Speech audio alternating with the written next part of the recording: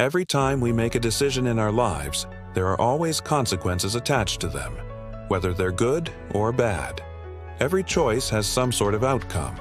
That's why sometimes when we make a decision and the results are not what we expected or what we wanted, we start blaming others or even fate itself because we don't want to accept the consequences of our own actions. But blaming others or fate doesn't change anything. Instead of sitting and complaining about how everything is so hard or how your life sucks, it's better to just accept reality for what it is and try to make the best out of it.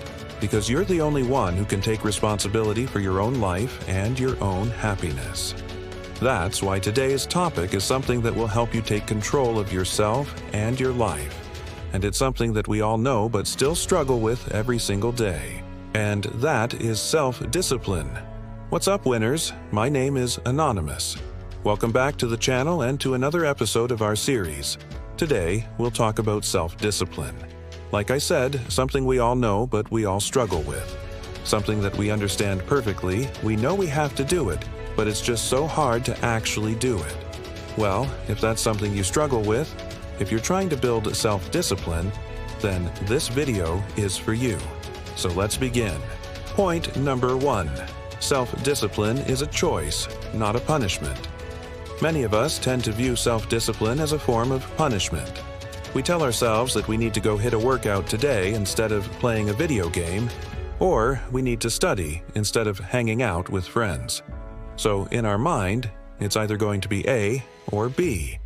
You either do this or you do that. But the truth is, it's not black or white. There's always a third option, which is doing both. The reason why many of us tend to think like this is because we don't see the benefits of self-discipline. We don't see the bigger picture, so we don't really know why we should do it. And it's always easier to do something if you know why you're doing it. So if you want to build self-discipline, you must first learn to see it as a gift, as a present that you give to yourself. Because at the end of the day, it's all about respect. It's about respecting yourself. When you choose to sacrifice instant gratification for long-term self-respect, you show yourself that you care about who you are and you care about what you want to become.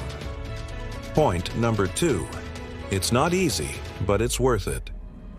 Do you ever wonder why most people choose to stay in toxic relationships? Why is it so difficult for them to just walk away from all the abuse and pain? Because they've grown accustomed to the comfort of being in a relationship, even if that relationship is toxic.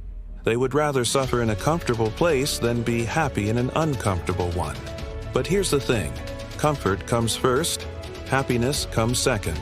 So even though it might seem better to just stay in a toxic relationship because at least you know what to expect, at least you have someone by your side, it's never a better option than being alone and truly happy.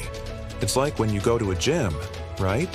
If you've been working out for a while now, it's always easier to just keep going than to stop and start over again from scratch, even though you know you should push yourself more, even though you know you could improve.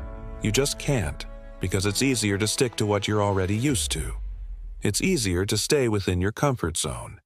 But the problem with staying within your comfort zone is that eventually it becomes a cage that you build around yourself. So even though it might be hard at first, even though it feels uncomfortable, it's always better to be happy in an uncomfortable situation than to be miserable in a comfortable one. That's why no matter how hard it might be, no matter how uncomfortable it may feel, you should always do what's right for you. Point number 3. Never justify your wrongdoings. Have you ever heard the phrase that goes, "The road to hell is paved with good intentions"? What does that mean?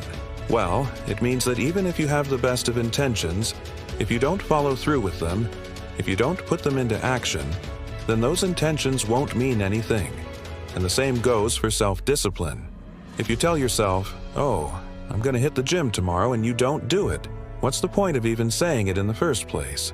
Better yet, if you make an excuse for yourself, if you tell yourself, "Oh, it's okay that I didn't do it today, I'll do it tomorrow," then you're telling yourself that it's okay to skip leg day. It's okay to cheat on your diet. It's okay to procrastinate. Don't ever make excuses for yourself. Even if you slip up and miss a day at the gym, or if you eat something you weren't supposed to, don't just brush it off like it's no big deal. Accept what you've done, learn from it, and move on. Just like that. We are all human, after all. We all make mistakes. The only way to actually achieve something is by accepting our faults and learning from them. Don't try to hide behind a wall of lies and deception, because the only person you're fooling is yourself. Number 4. Not everyone likes you. This is a harsh truth that most people hate to hear, but you are not liked by everyone, and you're not meant to be liked by everyone. In fact, there are so many people out there who don't like you simply because you exist. And you know what? That's okay. The more successful you become, the more haters you attract. Think about it. Would you like a person who always brags about themselves? Would you like a person who thinks they're better than you? Would you like a person who just rubs you the wrong way? Probably not. You probably dislike them as well. So just accept it. Not everyone is going to like you, and that's perfectly fine. As long as you know who you are, as long as you know what you stand for, then that's all that matters.